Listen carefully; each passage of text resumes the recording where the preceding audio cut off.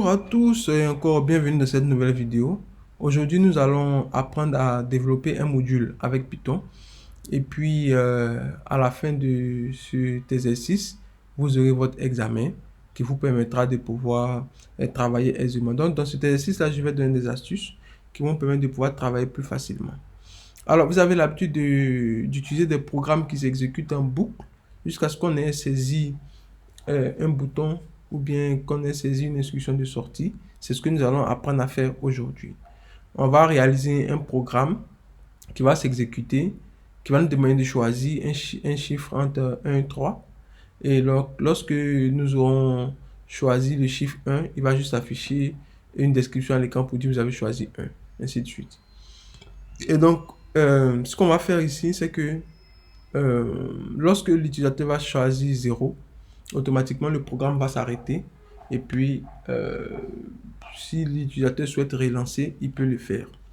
Alors, c'est très important d'apprendre à réaliser des programmes qui s'exécutent en boucle infinie parce que ça vous permettra plus tard de faire de grandes choses avec le langage Python. Alors, sans plus tarder, je vais lancer mon interpréteur interactif qui est Idle. Et avec Idle, on va pouvoir réaliser notre programme sans souci. Excusez-moi, voilà. J'avais un petit souci avec un programme qui me prenait beaucoup de processus, de mémoire RAM. Donc, je viens de le fermer. Et donc, je vais lancer Idle. Alors, pour pouvoir créer un module sur Idle, je n'utiliserai pas directement cet interpréteur interactif là, mais je vais aller sur Fichier et puis Nouveau fichier. Voilà, vous voyez cette fenêtre là qui va s'afficher. Donc, c'est dans cette fenêtre là que je pourrai écrire mon code Python qui sera considéré comme un module. Ok, j'essaie juste d'arranger un peu les fenêtres, voilà, pour qu'on ait quelque chose de plus visible et puis de plus clair. Alors, sans plus tarder ici, je vais définir ce qu'on appelle une fonction. Donc la fonction, moi je vais l'appeler jeu. Je vais l'appeler jeu, c'est à l'intérieur de cette fonction là que je vais travailler exactement toutes les instructions. Alors, pour cela, j'ai dit que l'utilisateur pouvait faire un choix. Donc, au départ, je donne un choix aléatoire qui est égal à 9, qui doit être différent du choix de sortie de l'application. Et donc, je vais créer maintenant ma boucle infinie. Donc, tant que le choix est différent de 0, voilà. Donc, ça va me permettre de choisir tous les éléments entre 1 et 3, et puis même 4, 5, 6, peu importe. Mais tant que c'est différent de 0, la boucle va continuer de s'exécuter ici. Donc, pour ça, j'ai besoin d'avoir un choix. Donc, choix, la même variable choix que j'ai déclarée en haut et qui est l'objet de la boucle. Je vais demander une valeur entière, d'accord? Puisque c'est une valeur entière, dans les TP, comme vous avez vu avec Python 3, la fonction input ramène toujours une chaîne de caractères. Donc, pour cela, je vais effectuer un cast de la fonction input. Voilà. Et puis, je vais dire choisissez entre 1 et 3 ou 0 pour quitter. D'accord? Donc 0 va nous permettre tout simplement de pouvoir quitter notre programme. Ok? Ainsi, avec cette première instruction, ce qu'on aura, c'est que, pardon, il faut que je ferme, voilà, parenthèse. Alors, ce qu'on aura ici, c'est que, voilà, on va faire un choix qui va ramener une chaîne de caractères qu'on va caster en entier et puis lui donner un choix. Donc, une fois qu'on a la valeur qui est saisie au clavier, on va tester nous maintenant cette valeur là pour voir si elle est égale à 1. On va juste afficher, voilà, vous avez saisi 1, comme ceci. Voilà, vous avez saisi 1. Donc, pour vous, lorsque vous aurez votre devoir, bien entendu, vous aurez à faire des instructions plus compliquées ici. Ce n'est pas juste une instruction d'affichage. Maintenant, on va tester sinon si le choix est égal à 2, c'est la même chose. Vous avez saisi 2. Voilà. Ainsi de suite. La dernière instruction. N'oubliez pas les règles d'indentation. OK? Parce que c'est très important en Python. Voilà. Sinon, si le choix est égal à 3, on va afficher print. Voilà. Vous avez saisi 3. Comme ceci. Voilà.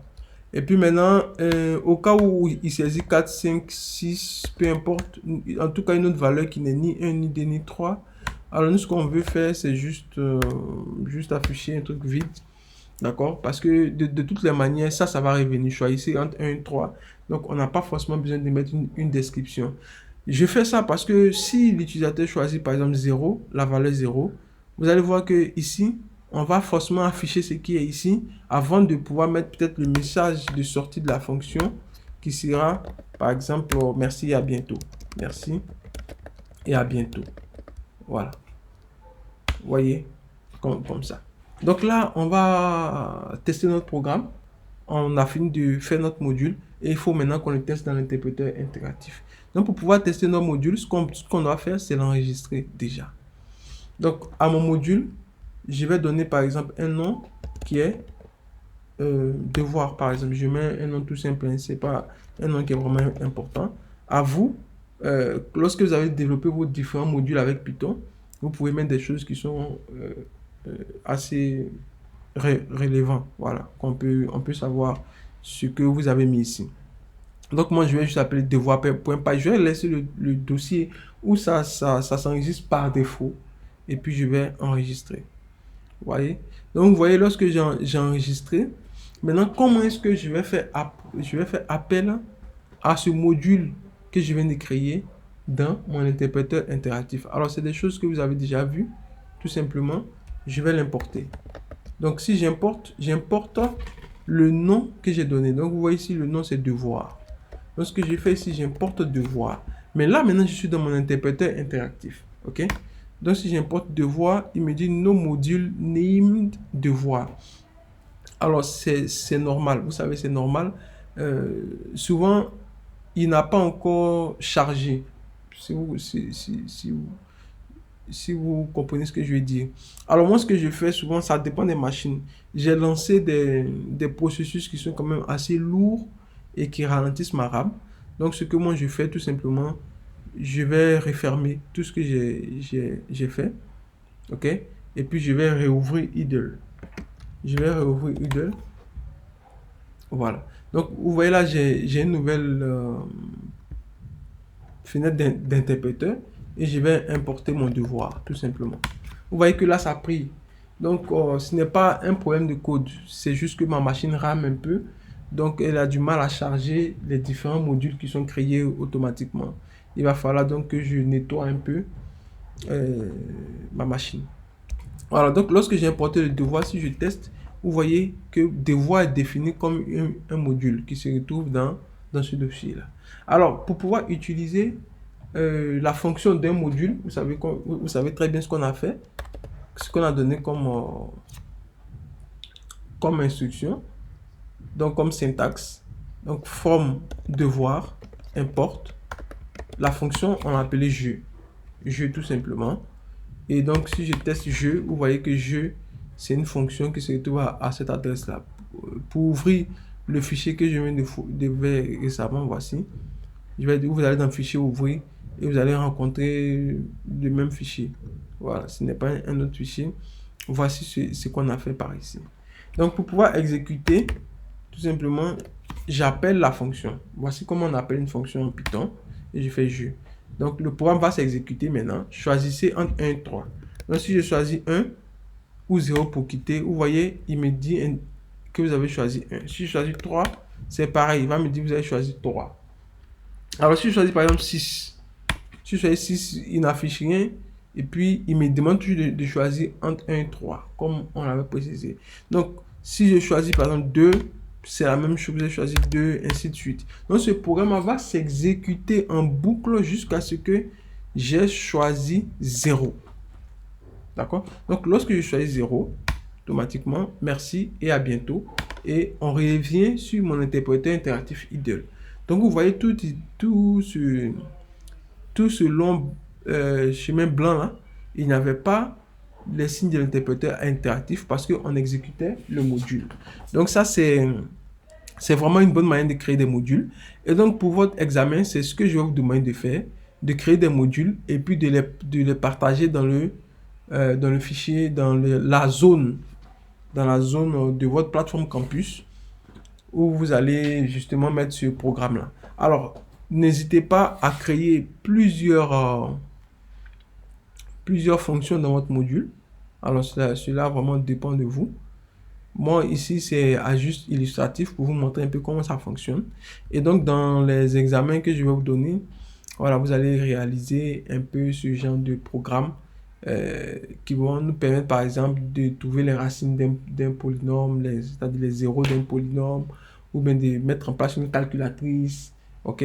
Donc, tant que l'utilisateur n'a pas fait quitter, il peut toujours faire ce qu'il veut. Par exemple, dans le cas d'une calculatrice qu'on aura ici, c'est que on va toujours avoir la même chose pour faire la boucle infinie. Et puis, par exemple, les choix, ça sera plus 1, 3, mais ça sera addition, soustraction et puis multiplication, division. Donc, par exemple, vous allez avoir une description beaucoup plus étroite. Par exemple, saisissez 1 pour faire une addition, saisissez 2 pour faire une multiplication, ainsi de suite. Et après, vous allez demander à l'utilisateur de faire un choix. Après avoir bien décrit ce qu'il doit saisir, vous allez lui demander de faire un choix. Donc, vous allez juste mettre choisissez. Alors, pour vous aider un tout petit peu, je vais essayer de réaliser ce programme-là et puis vous allez essayer de voir. Alors, je ne vais pas enlever le merci, à bientôt, mais ici, je vais faire comme ça. Voilà. Par exemple, print 1 pour addition. Comme ceci. Et puis, je vais copier-coller, ok, puisque c'est vraiment la même chose. Copier, puis je colle 2. Hop, hop. Voilà. 1 pour addition, 2 pour soustraction, 3 pour multiplication, et puis 4 pour division. Voilà, et puis ici, je vais tout justement lui demander de faire maintenant son choix. Ok, voilà.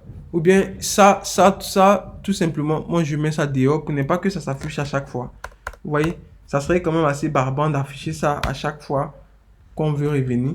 Supposons que moi ici j'affiche ça dehors. Voilà, pour que ça s'affiche une seule fois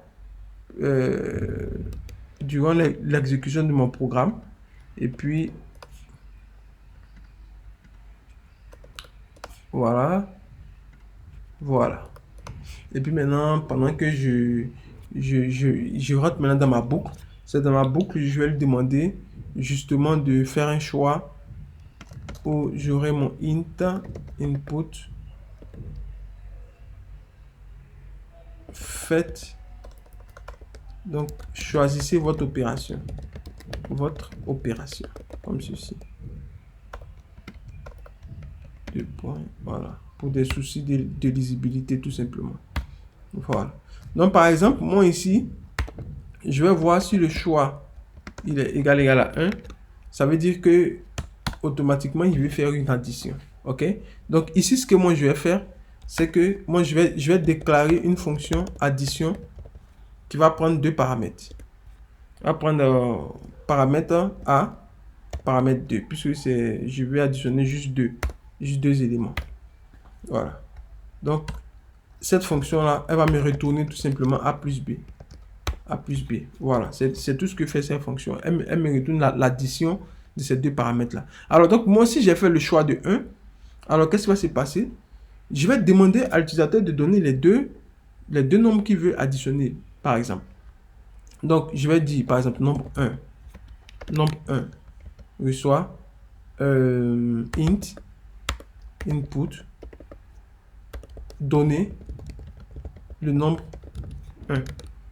Voilà, qui sera additionné avec, bien sûr, le nombre 2. Voilà, donc cette instruction, je la copie, puis je la colle, puisque c'est pratiquement la même chose. A des soucis syntaxiques proches, donc ici, c'est donner le nombre 2. Et puis le nom de la variable, il faut que je la change, nombre 2. Alors, lorsque j'ai nombre 1 et que j'ai nombre 2, tout simplement ce que je fais, c'est d'appeler la fonction addition et puis de lui donner mon paramètre nombre 1 et mon paramètre nombre 2. Par exemple, ça c'est si je vous demande de faire une calculatrice, d'accord?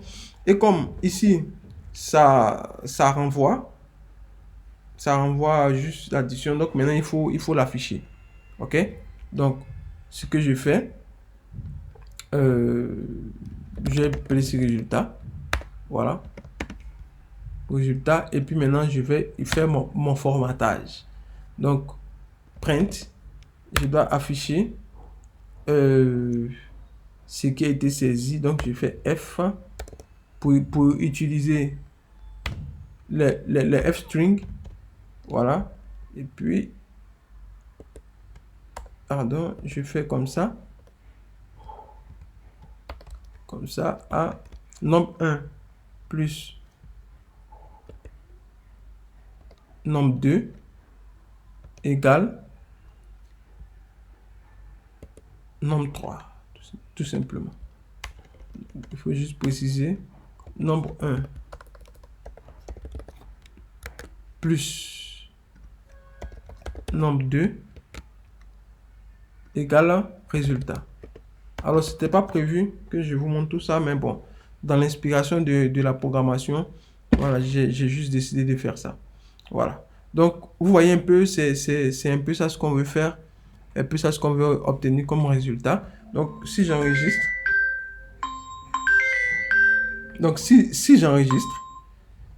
et je relance mon interpréteur interactif, donc c'est-à-dire je vais réimporter le devoir. J'espère que il va charger directement, sinon je serai obligé de relancer pour pouvoir voilà, exécuter ma fonction jeu.